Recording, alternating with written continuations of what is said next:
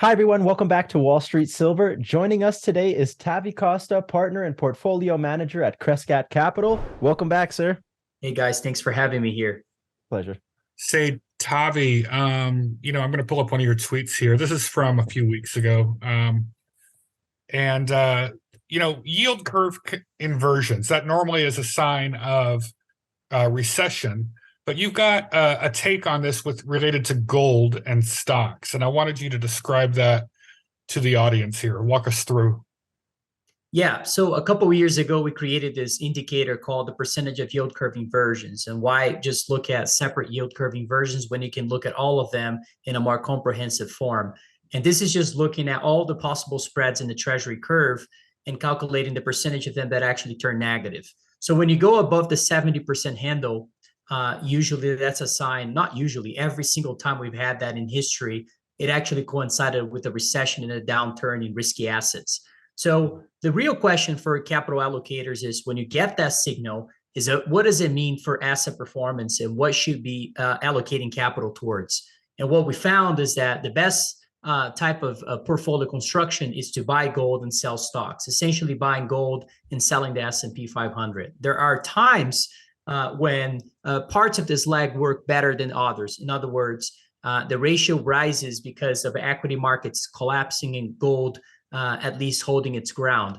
And there are other times when actually gold performs better than the S&P 500, while the S&P doesn't crash. You see gold actually doing very well during those times.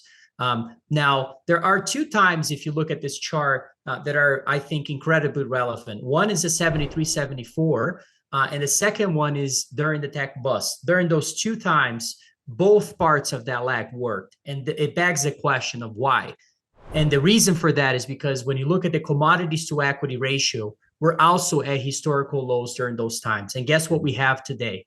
Commodities to equity ratio actually making new lows recently. And so that is, in my opinion, one of the most compelling charts and research for portfolio construction that anyone can come up with for the next, call it 12 months or so. I feel very, very strong that this is a time to be allocating capital towards precious metals and hedge that position with risky assets that still have a lot of risk on the downside, in my opinion. Is this too early though? I mean, you can see it's right now at 76%, and that was a few weeks ago. I think this is several weeks old from late November. But it can go higher, right? So is that maybe, and the Fed still is sort of saying they're still raising rates a few more times, at least 50 basis points, maybe another couple of quarter point increases. This could go higher, right?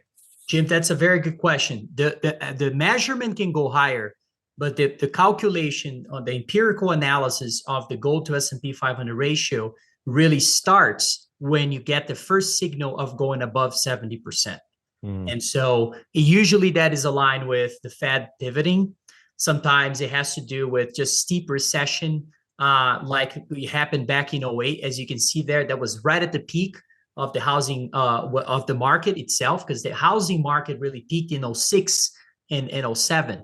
But the market itself peaked, I believe, in July of 07. And the same happened for the tech bust. If you look at the tech bust, that was at the exact peak of the equity markets as well. So the calculation for the performance of the gold to S&P 500 ratio really starts when you get that first signal on a monthly basis of this measurement going above 70%. And we got that in November. So that really starts now in December, that trade. Gotcha. So Tavi, here's another one that you recently tweeted, and I love having you on to talk through these charts because you always have such great content. And anyone who's on Twitter or LinkedIn should be following Tavi's accounts there. But this is another one: share buybacks. Walk us through this. Is it just now? Is that these companies are raking in the cash and they've got to deploy it this way? Did they not have enough mines to invest in? Look, guys, I think we're going through sort of a paradigm shift in the mining space, and that has to do. We talked about the gold to S&P 500 ratio, and then once you start allocating capital in precious metals, it begs the question: well, should I be doing the same with silver and the miners? And the answer is, in my view, yes. And the miners are, you look at the cyclicality of the industry is very, very clear on the fundamental side. And we've never seen a time when companies are doing more buybacks and dividends than what they do in capex. And here in this chart, you're just looking at the amount of buybacks relative to any other time in history, is how desperate those companies are to attract capital from investors at a time when they're about to become one of the most profitable business models, in my opinion, of the next decade. And that is on the back of very strong metals prices in general, but also a business that will attract capital just because of the profitability itself on the growth to value transition that we will probably see in the next phase here of this market. But now you can also look at the balance sheet changes too. When you look at the deleveraging process of most of the miners, we've been through a 7-year basically period of total deleveraging of most of the top 10 miners, which is very, very interesting. And I think we're going to see, now my view is that we're going to see the beginning of an M&A cycle. And that is really what triggers the whole precious metal cycle itself is related to the M&A cycle as well. And so fundamentally speaking, those companies look incredibly sound. And look at the relative performance of most of the miners, not only relative to the S&P 500, but also relative to themselves. We look at the juniors versus the seniors are starting to break out from very long resistant lines that we've had over the last 2 years of a consolidation period in precious metals. So I am very, very bullish on miners in general. I think finally we're seeing those signs that we're probably going to resume what I think it's going to be one of the most important bull markets for the miners that we're probably going to see in the history of the industry. So Tavi, here's another one that I've seen you post sporadically over the past year or so. It's the silver to money supply ratio. And it goes back, 50 some odd years we're looking at here. Are we at a bottom? I mean, how do you, why is this important? Well, it's important because, first of all, I'm very focused on killing it in this cycle where I think it's going to be a true opportunity for wealth creation for a lot of generations, especially given the fact that we're seeing, as I said earlier, a change in, I think it's a paradigm shift in the mining industry, given the fact that we have all the macro backdrop essentially really providing a thesis for the space. And when you look at the silver to money supply ratio, which is one of the ways to value any metal today, you can see here that we basically retested the lows where precious metals really bottomed back in the early 2000s and unleashed the beginning of a very important bull market for the overall industry. Not only that, but for gold and silver prices as well. And I think we're going to see the same here. Profitability of those miners is going to look very attractive. And one thing about silver that I like a lot is that we know that the supply side is very constrained. And you guys have been covering this very well. Yeah. A lot of other folks have covered this too. And it's important to know that different than most of other metals, silver itself that is used in the green revolution, it's also a part of this inflationary assets that you want to own and a monetary asset as well. This issue of supply and the difficulty, I mean, I'm in the business of investing in new discoveries of silver. It is incredibly difficult and challenging to find high-grade silver discoveries today. And so that is going to be where I think most of the opportunities will lie ahead, and folks that can really find those, what we're going to go through, I think, an exploration age that will unleash also a lot of opportunities in the space. So Tavi, one more chart I wanted to get your take on. This is gold price versus the miners. And I guess the yellow line is the gold spot price going back to 2000.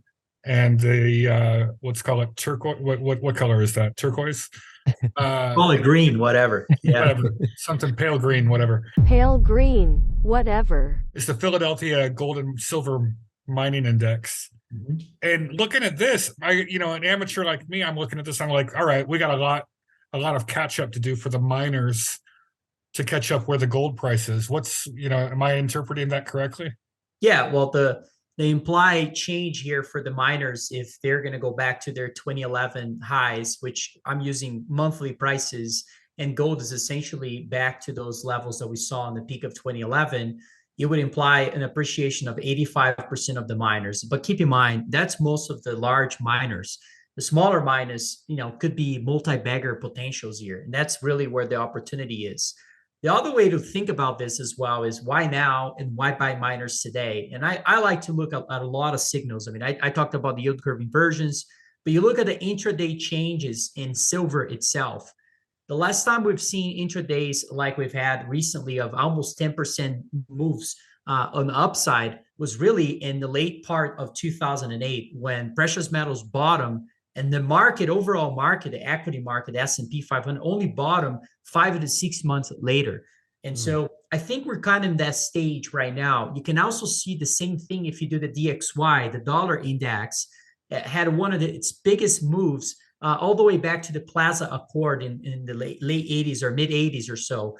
And that unleashed a bull market for precious metals of about 3 years or so. The same is probably going to happen today. And I think it's going to be a much longer one just because of the CapEx cycle being at historical lows still, especially relative to the GDP adjusted charts that I've put in the past. And so I think this is a very interesting setup in general, not only for gold, not only for silver, but really for the miners and the overall industry. And there are multi-bagger potentials here in terms of appreciation. Yeah. Hey, you're singing to the choir with our group here, so I'm not going to argue with you. But hey, Tavi, thanks for joining us. We really appreciate it. Hey, everyone in the audience, this is Tavi's Twitter account. If you're on Twitter, definitely worth following this guy. I think he knows what he's talking about a little bit. And anyways, we'll look forward to talking to you again in the future, Tavi. Thanks for having me.